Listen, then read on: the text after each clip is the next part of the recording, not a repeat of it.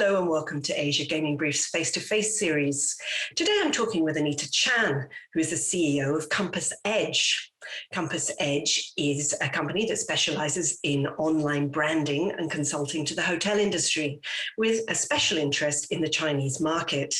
Today we're going to be talking about domestic tourism in Asia and whether or not that's managed to fill in the void left by international tourists.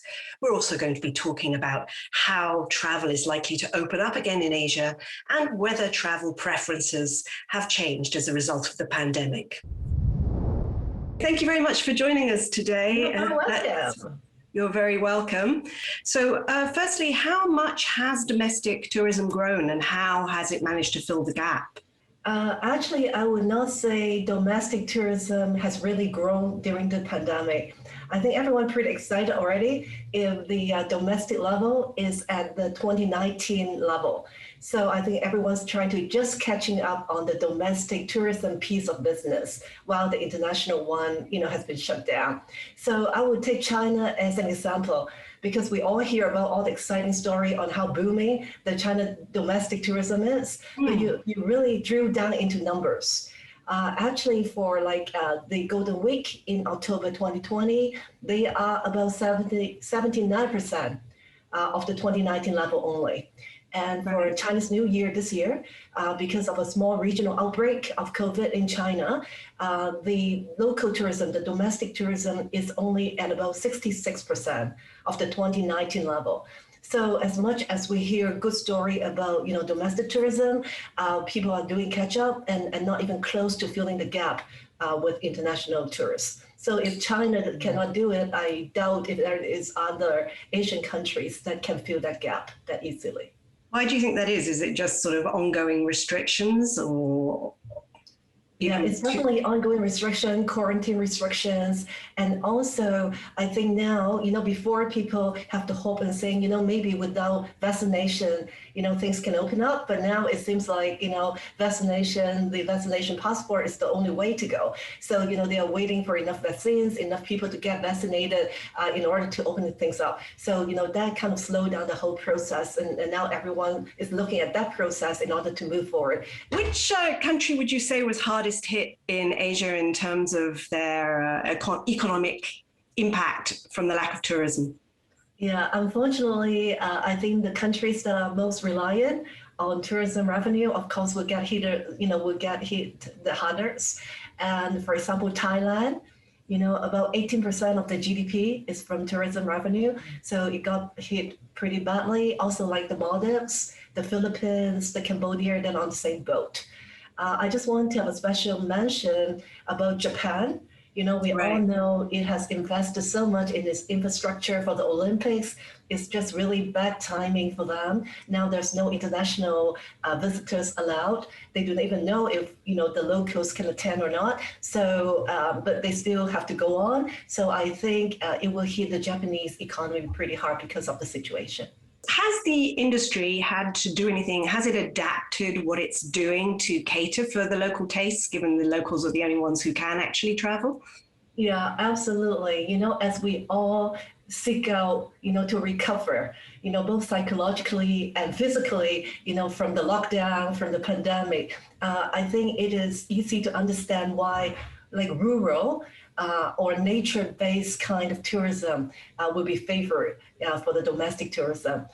People want to get out, people, really want to, relax and things like that. So for younger people, I think it will be more the adventure type of nature-based tourism. And while for us, for most, it will be wellness, maybe do a nice spa, relax, and also, treat yourself with the, gastronomical experience, the fine dining. I think that will be the focus for the domestic tourism. That's very interesting and probably doesn't bode too well for my section of the industry if tastes have pivoted. Does that mean that these big mega resorts are no longer likely to be so popular, do you think? No, I think the mega resort, I think right now in the beginning, of course, we talk about social distancing. We talk about we do not want to go to anywhere bay. They may have a hit. But ironically, I do not know if you have heard, but there are countries in Asia like Singapore or Hong Kong that they do what they call the cruisation, the cruise. Yes. As much as we think no one will get back on the cruise in the short period, no, people are not scared. As long as they feel safe, they will get back on and they will have a nice cruise vacation.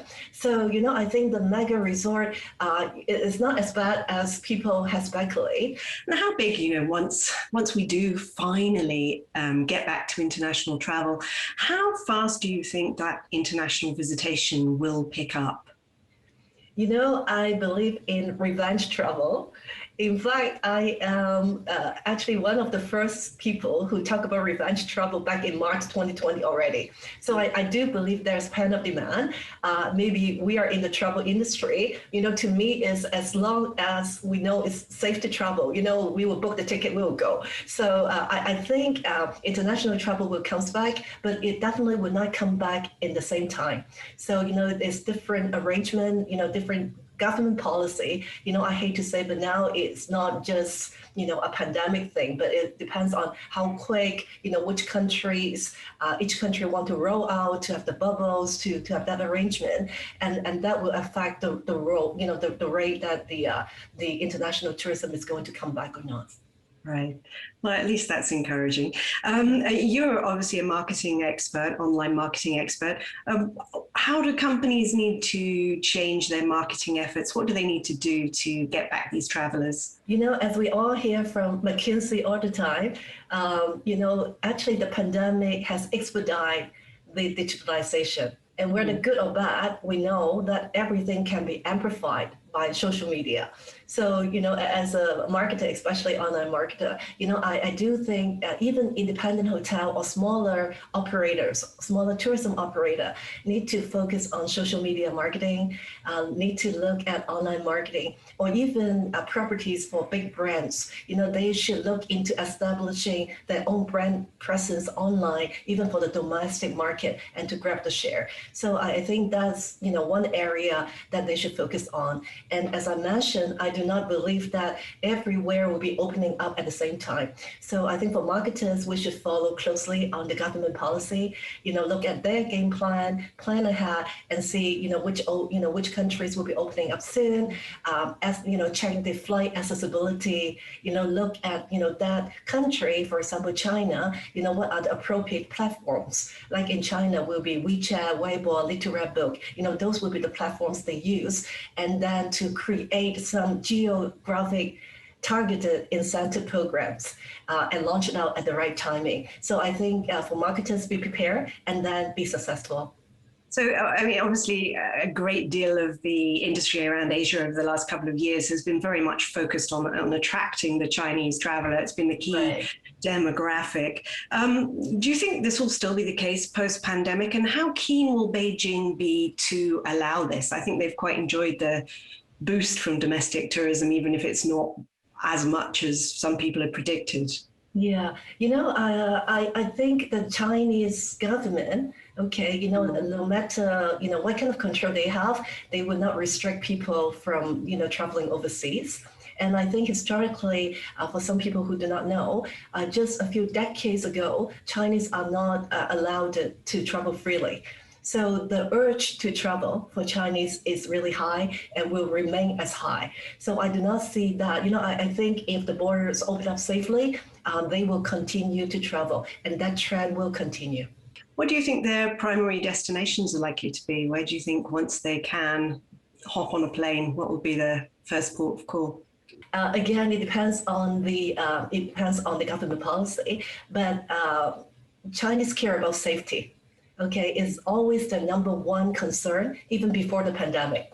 So they would definitely choose a place that they think the COVID numbers, are not high. They are very much well controlled. And when they come back to their own country, they do not need the 14-day or 21-day quarantine. I think that's the basic requirement.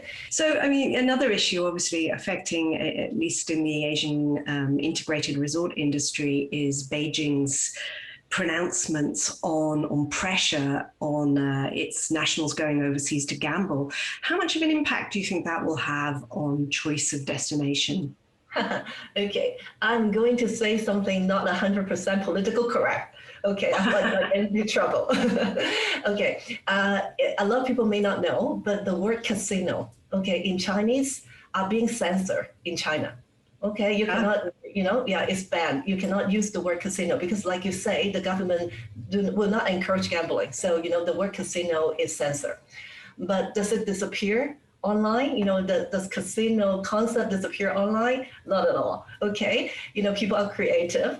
People use entertainment complex to replace the word casino, and they know the meaning of entertainment complex. So, so to me is no one would tell you, oh, I booked a trip to go gambling. No one would tell you. But if they go to a destination that there are casinos, will they go in and gamble? Numbers will tell. Outside of China, are there any markets that have done particularly well in encouraging their locals to travel domestically? Actually Japan, there are a lot of countries launching a lot of local incentive, like even the Vietnam, say Vietnamese travel to Vietnam, the same as Japan, they do the Go Japan Pass, which they stopped now because of the COVID situation. But all the countries, even Thailand, they put it incentive. And Singapore, Hong Kong, they give out vouchers, cash vouchers to encourage people to go on staycation, lucky draw, and things like that. I think all the governments are trying to support domestic tourism in a way because they know if international tourism borders cannot be open, then their operators, the tourism operators need to survive, and they do all the things that they can to encourage that. So I think, like for me who live in Hong Kong, right now I'm in Toronto, but I do live in Hong Kong. I went on about 15 staycation in about 6 months. So, it's a little bit going crazy, but also because I want to try. But the staycation concept really is something that people will enjoy. Thank you for joining us. Today I was talking with Anita Chan, who is the CEO of Compass Edge. Please join us every Friday for Asia Gaming Briefs face-to-face series as we talk with thought leaders and key executives in Asia's gaming industry.